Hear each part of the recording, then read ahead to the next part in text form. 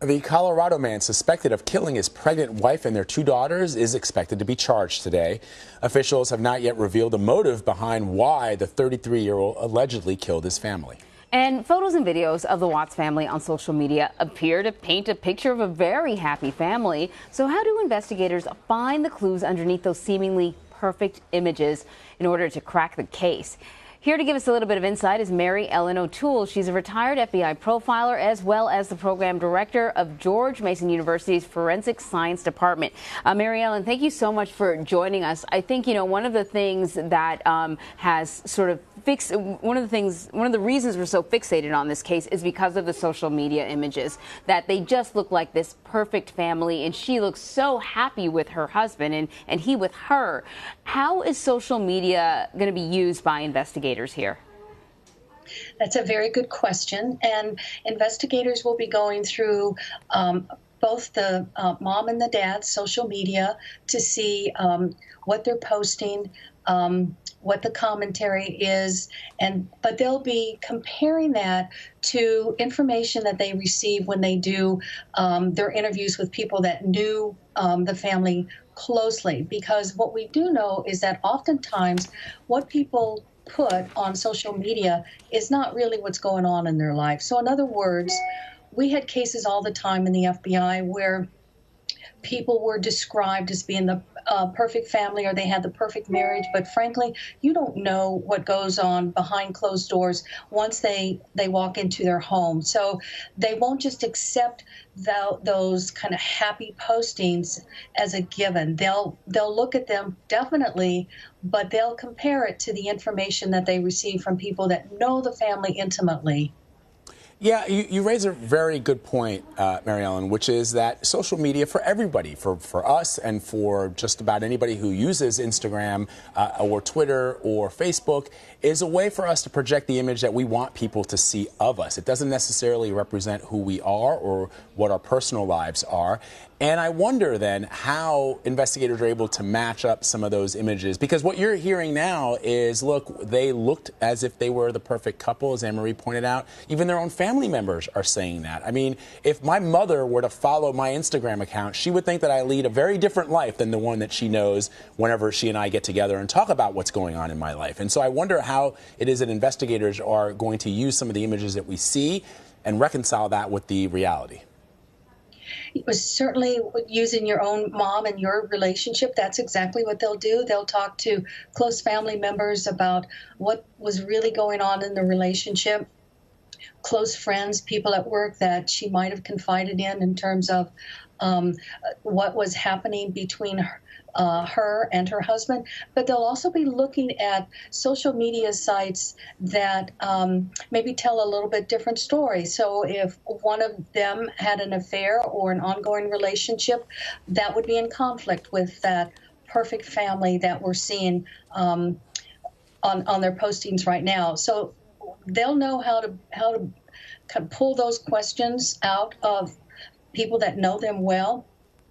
And the importance is they have to get to the bottom of, is this really the perfect family? And my sense is it is not, that there are many things that are going on that they were very private about and didn't want people to know, but only would be known to people that are close to them.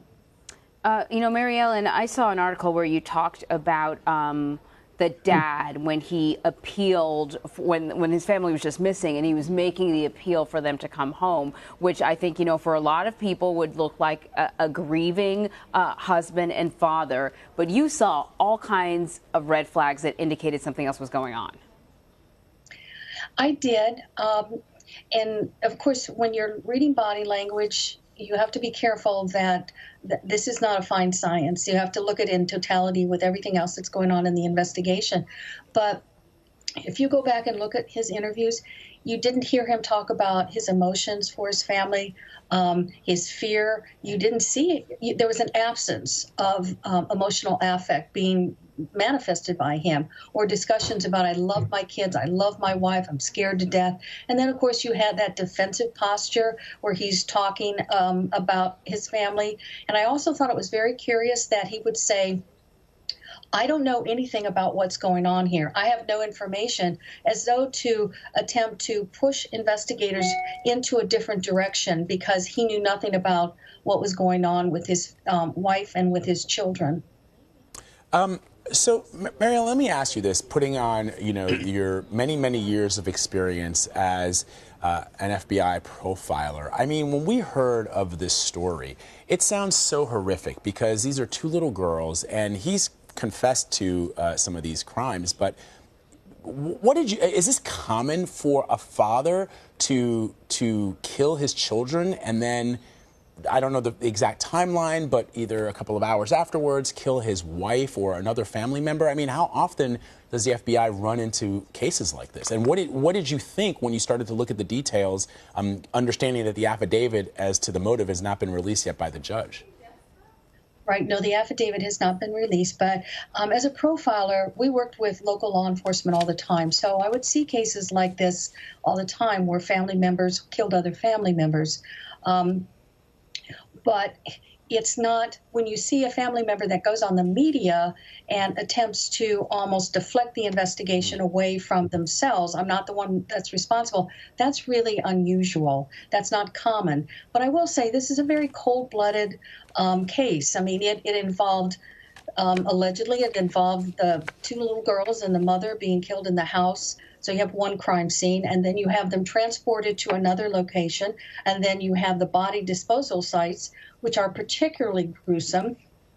And then you have the father returning to the family home, and he's talking about, how the house seems so empty without them. So just the lack of empathy and the callousness and the cold-blooded nature of these crimes, followed by his presentation to the media, you don't see that. You don't see that happening very often. That's particularly cold-blooded. And given what you just pointed out, the level of detail that has gone into that, again, we don't know, but does it sound to you as if it's a crime of passion or something done in the heat of the moment? Even where these bodies were buried, sounds like I wouldn't know. I don't think a lot of people in this country would know where to go to do some of the things that this man is accused of doing. You're right. And what it looks like when I see the number of crime scenes that are involved in this case, there are always pro-social ways to handle even devastating family problems. You can borrow money. You can live with family members. You can get a divorce. You can have friends help you. But to decide on such an antisocial, horrible resolution to your problems goes to the type of thinker that you are. So this is not something that just snapped in him and he decided that this was how he was going to handle it. Prosecutors will go back in his history and they will look for times when he's made very poor decisions about crisis in his life. So this is not snapping behavior, particularly when you're looking at what he did during that period of time, going on television, pretending to be very concerned and worried. And then I think it's also very interesting that through his defense counsel, he was trying to almost manipulate what he wanted the medical examiner to do, to look for DNA on the bodies of the little girls. And I have to tell you, I've not seen that before. Medical examiners are usually very good at what they do, and they can retrieve the necessary DNA. And even if they found DNA on those little girls, it's not probative because moms and dads give their children hugs. So the question is he attempting to manipulate the investigation in a way to place the blame onto somebody else? So many facts of this case to me are very, very curious. In your experience, do you expect as the investigation unfolds that things will begin to make sense? That right now it seems like a behavior that is entirely out of the ordinary, right, completely foreign from the way these people were living.